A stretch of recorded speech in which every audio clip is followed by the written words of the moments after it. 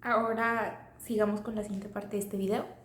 Vamos ahora a hablar de qué son los derechos humanos. En sí, es el nombre de la materia, pero no lo habíamos definido hasta ahorita. Los derechos humanos son prerrogativas inherentes que tenemos todos los seres humanos por el simple hecho de que somos seres humanos en sí. Son universales, inalienables, imprescriptibles, interdependientes e indivisibles. O sea, primero que nada, universales. Todos lo tenemos. Todos. O sea, una persona en China y yo tenemos los mismos. Interdependientes, dependen uno del otro, o sea, no puedes estar, ¿cómo decirlo? Estar usando uno sin tener el otro válido, o sea, todos son válidos al mismo tiempo, no puedes tener valiendo uno y no tener valiendo el otro, no puedes decir, este sí lo quiero, el otro no, o sea, son características de los derechos humanos súper, hiper importantes.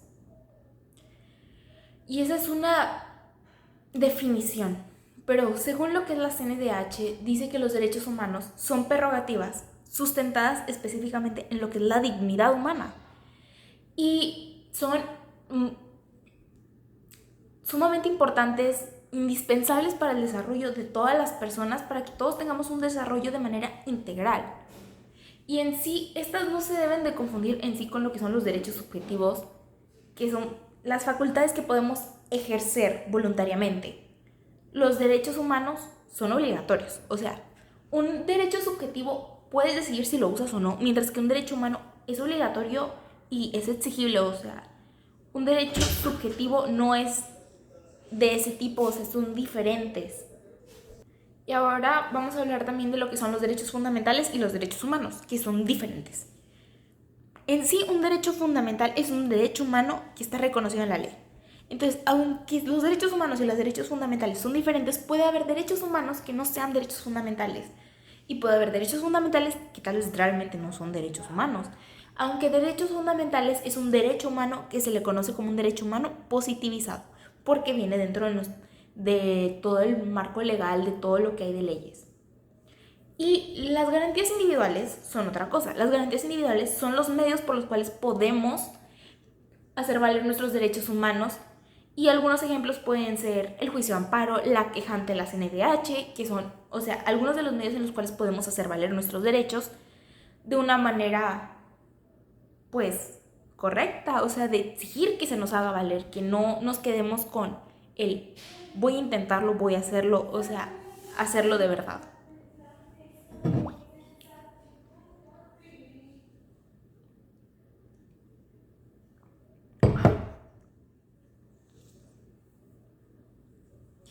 Y dentro de esto mismo, los derechos humanos, existen diferentes corrientes que hablan de esta.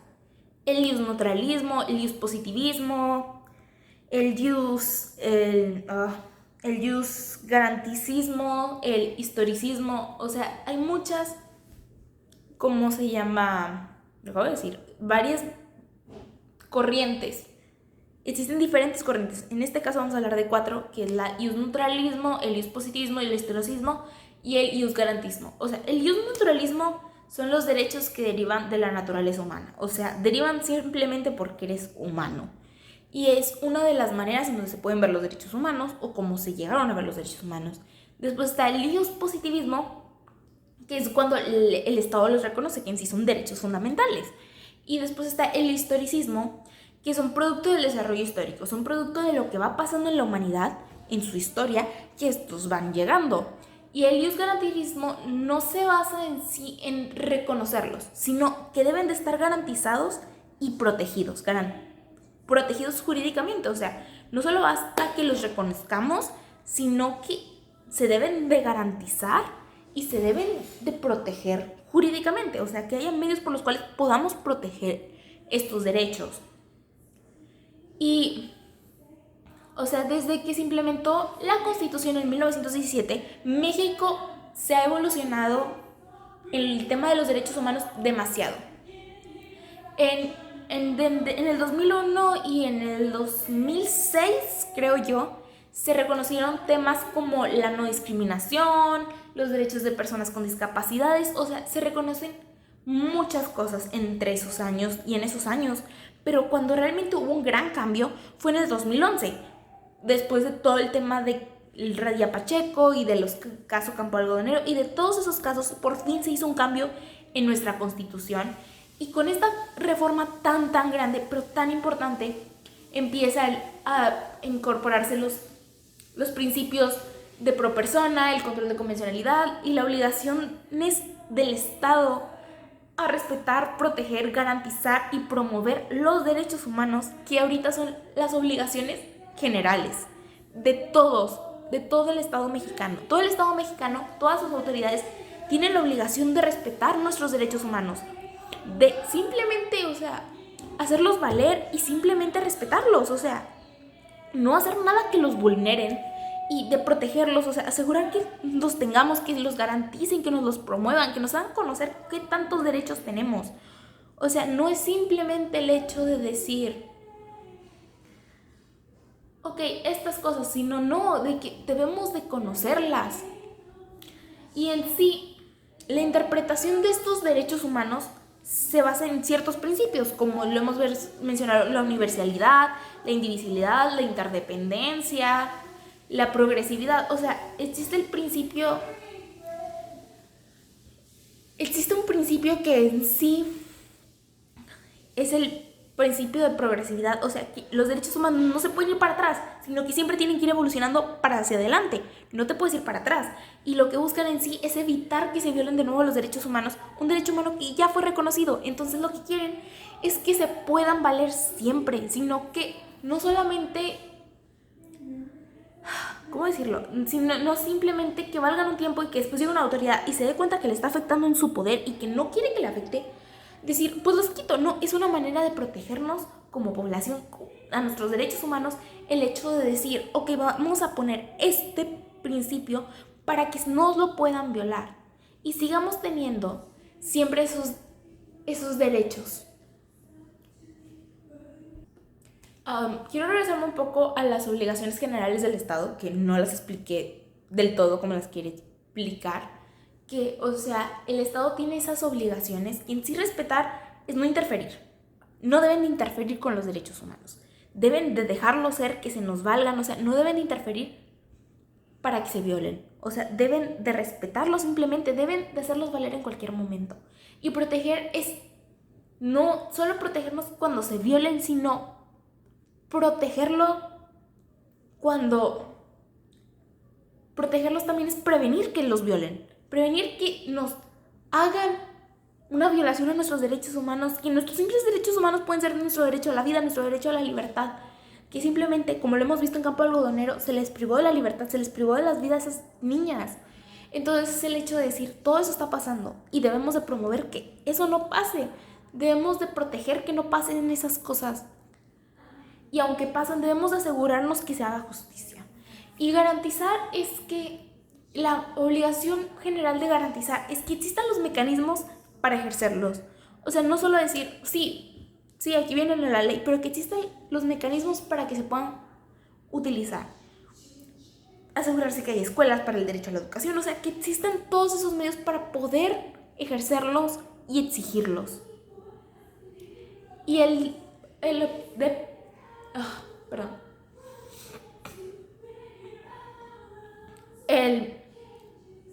la obligación general de promover es difundirlos.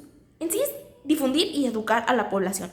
Educarla de que existen estos derechos humanos, que se les pueden hacer valer su derecho a la petición, su derecho a la asociación, que conozcan todos estos derechos. Aún en las partes más alejadas, como son en las comunidades indígenas, deben de conocerlos y a veces no los conocen.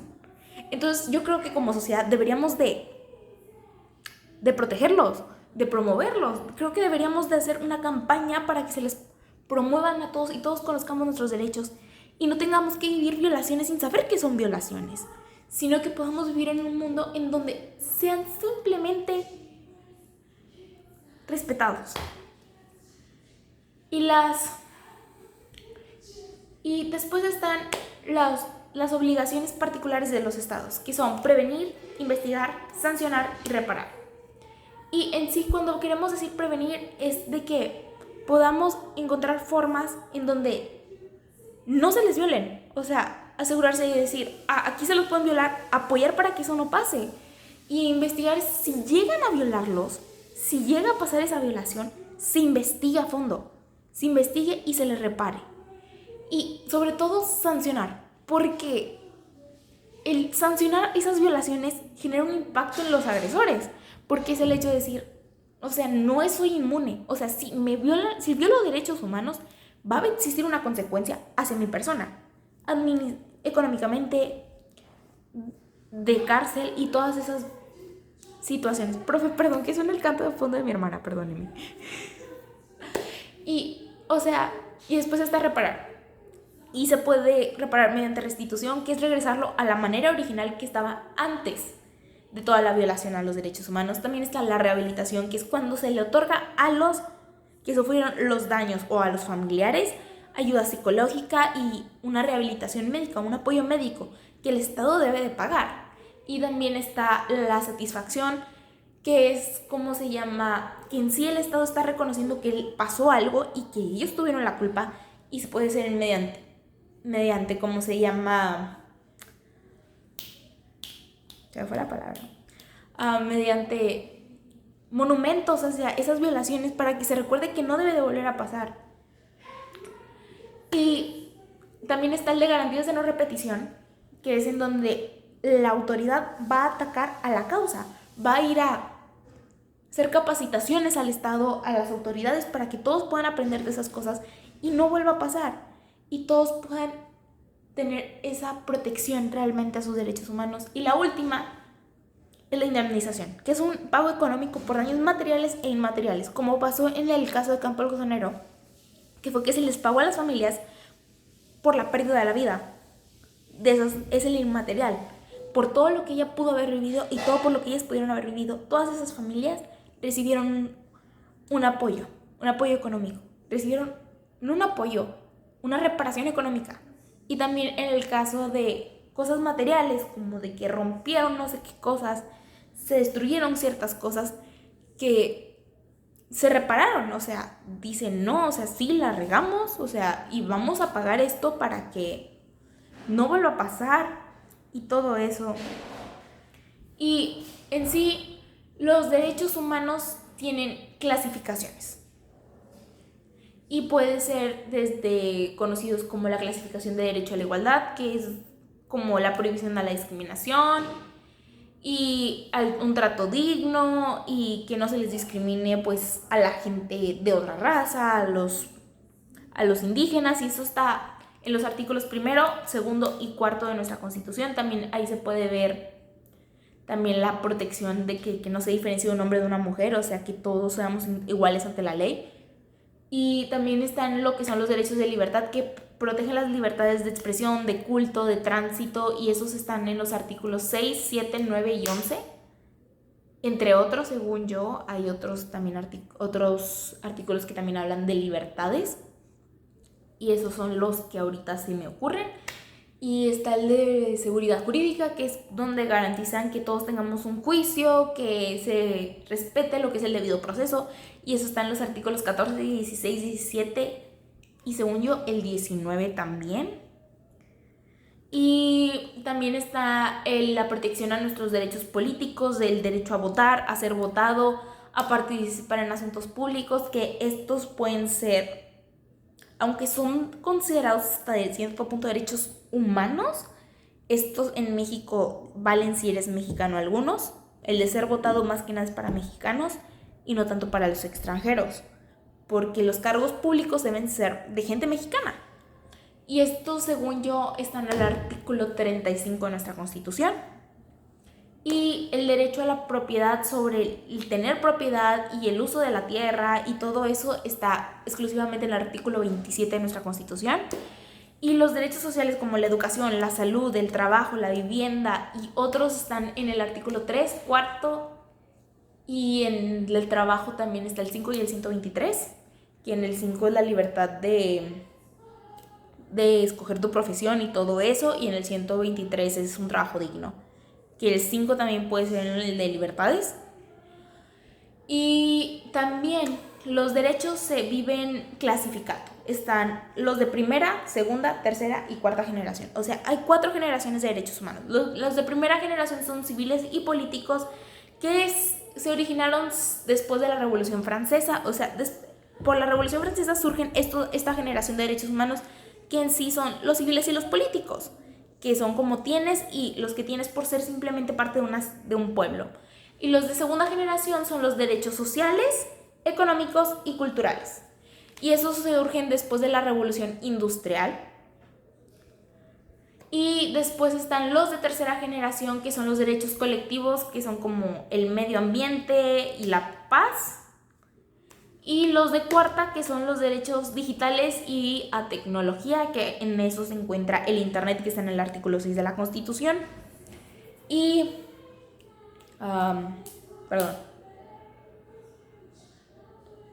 Y esto surge cuando el mundo quiere empezar a entablar con otras personas. O sea, un país quiere empezar a entablar negociaciones con otro. Entonces, por eso nacen estos de cuarta generación. Por la necesidad de globalización de este mundo. Porque somos un mundo sumamente globalizado ya en este punto. Y en sí, el goce de estos derechos se puede ver en 2 sujetos. El sujeto activo y el sujeto pasivo. El sujeto activo somos nosotros, la población, los que podemos ejercer el derecho. Y el sujeto pasivo es el Estado, la autoridad, los que tienen la obligación de respetar estos derechos. Y es muy importante tanto el sujeto activo como el sujeto pasivo, porque uno no puede existir sin el otro. O sea, no puede existir un sujeto pasivo si no existe un sujeto activo. O sea, ¿de qué sirve tener un sujeto activo que va a respetarlos si no hay un sujeto activo que deba de exigir el respeto de sus derechos humanos? Y ahora voy a hablarle también de lo que son los grupos en situación de vulnerabilidad. Usted nos especificó que no debemos decir grupos vulnerables porque eso es como una característica de la persona, mientras que no es una característica, ya que están en una situación, están por algo que es de la sociedad, que es porque la sociedad no está en una situación en donde no respetaría los derechos de esas personas. Se les considera personas vulnerables.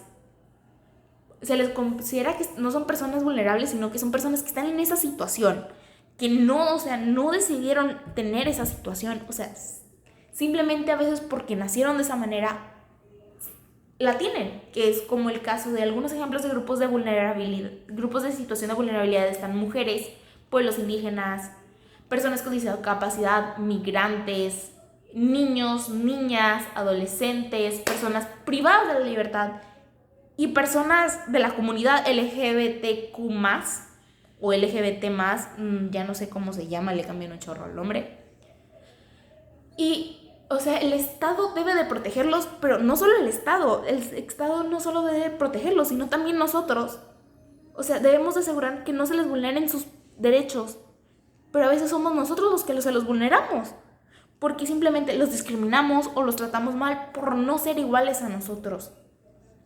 A veces un hombre pone en una situación de vulnerabilidad a una mujer simplemente por no ser hombre o simplemente por las preferencias sexuales de otra persona. Está en una situación de vulnerabilidad, que es algo que no debería ser así. No debería de estar en una situación de peligro simplemente porque naciste mujer o simplemente porque tus gustos no son los que, según muchas personas, es lo normal y es lo correcto. Y, o sea, es demasiado impactante el hecho de decir, simplemente porque me gusta esto, estoy vulnerable. Y todo eso, o sea, está mal, muy, muy mal.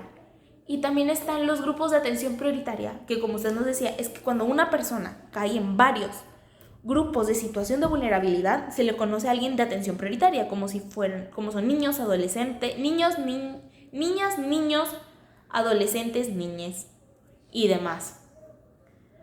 Y con la reforma del 2011 en todo lo que es la Constitución, se creó lo que se llama un bloque de constitucionalidad, que en sí incluía lo que era la Constitución, las leyes del Congreso, tratados internacionales en materia de derechos humanos y las jurisprudencias nacionales e internacionales. La internacional no se aplica siempre, pero si llega a ser casos muy parecidos, se puede llegar a ser de estudio más que nada. Y con esto de un bloque de constitucionalidad, lo que significa es que los jueces deben de aplicar el tratado o la ley o la constitución o el artículo que más beneficie a la persona. No importa si, es un tratado internacional o la constitución, debe de tratarse el que más proteja a la persona. Y esto se puede ver mucho en lo que son los expedientes, que no lo hablé ahorita, pero está el expediente 4889 del 2010, que es que todas las personas deben de aplicar lo que es el control de convencionalidad, de convencionalidad, o sea, que todos deben de hacer valer y que debe de aplicarse, ¿cómo se llama? Que no se pueden aplicar uno sin otro, o sea, se debe tratar los tratados internacionales y la Constitución igual en derechos humanos, se debe aplicar la que más proteja. No importa si una en sí es la ley suprema de México o la otra, ya que en derechos humanos están al mismo nivel, que eso lo vemos en contradicción de tesis. Y en el expediente es varios, el 912-2010 es el tema de todos los fueros militares por todo el tema de Radilla Pacheco, ya que de que no se pueden, que los militares, o sea, no pueden tener un fuero, o sea, cuando no, o sea, si son crímenes de guerra, ok, o sea, si es guerra y todo eso, se vale que tengan su fuero militar, pero se reduce en eso. Nada más en esos casos. Ya cuando es una violación hacia una persona del pueblo mexicano, en territorio mexicano, en momentos de paz, como fue todo el rollo de Radilla Pacheco, ahí no se vale, porque realmente estás violando todos sus derechos. Y de ahí está la contradicción de tesis 293-2011, que es en donde los derechos humanos y los tratados internacionales en materia también de derechos humanos están en el mismo nivel. O sea, no hay uno que esté arriba del otro, o sea, ambos están en el mismo nivel. Y en sí es que se hace valer el que más proteja. O sea, no es en sí, es que como la Constitución se aplica ese, aunque protejamos un tratado internacional. No, se aplica el que más protege, en el caso que sea la Constitución o un tratado internacional, del cual México tiene que ser parte. Y después también me acuerdo que vimos que la suspensión de derechos la suspensión de derechos según el artículo 29 de nuestra Constitución, que es que ciertos derechos se pueden suspender en casos de peligro extremo, según el artículo 19, pero desde que estuvo la reforma del 2011, ciertos derechos son insuspendibles, que son el derecho a la vida, prohibición de tortura y desaparición forzada, no discriminación, derechos políticos, libertad de religión, garantías judiciales. Y todo el tema de esta suspensión de derechos debe estar supervisada y debe ser revisada en sí por la Suprema Corte de Justicia de la Nación y debe ser aprobada principalmente por el Congreso. No puede ser simplemente que nuestro presidente diga suspensión de derechos, amigos, y valió, o sea, valimos que eso todo. No, o sea, debe de haber una razón y se deben de implementar. A veces, en ciertos casos se pone un periodo de tiempo establecido en donde ese tiempo se va a suspender los derechos humanos, pero no es en todo el rato, o sea, simplemente es en ese tiempo, o sea, es en ese momento en donde se vale. En otros no tanto ya, o sea, es como que no, en estos casos no se vale, pero en estos sí, y es algo diferente, o sea, 100% diferente, que se suspendan todos, el derecho a la vida y todos, que a partir de la reforma del 2011 eso ya no era válido. O sea, ahora solo se podían suspender algunos, pero unos eran insuspensibles. De plano era imposible que te lo suspendieran, como es el derecho a la vida. Y se ha oído últimamente que en ciertos lugares o en ciertos estados, en ciertas entidades federativas del Estado mexicano, se han llegado a poner la suspensión de derechos para tratar problemas de delincuencia, de crimen organizado y todo eso, narco y todo eso, y a veces no ha funcionado y esas cosas. Y algunos de los derechos que se pueden suspender son el de libre tránsito y todo eso, como poner toques de queda y todas esas cosas son válidas para la protección de las personas, porque en sí lo que buscan es proteger a las personas al final del día con esa suspensión de derechos. Y por eso no se valió, ¿cómo se llama?, que se suspendieran todos, sino algunos, como también fue en el caso del COVID, que se suspendió el libre tránsito. Fue como que no puedes estar aquí, no puedes salir de tu casa, tienes que estar encerrado para tu protección. Nada más podías salir a trabajar y a cuestiones médicas si era necesario, o al supermercado y cosas así. O sea, a cosas muy específicas se podía salir. Y en ciertos momentos, o sea, específicos, no siempre. Y, o sea, es algo que fue demasiado impactante también la pandemia, porque, o sea, aunque teníamos la suspensión de ese derecho de libre tránsito, y se supone que nuestro derecho a la vida estaba insuspensible, mucha gente murió. Y, pues, ahí no fue una violación de derechos humanos, porque al final del día era una enfermedad de la cual no se protegió a la gente. Y es demasiado impactante ver todo eso.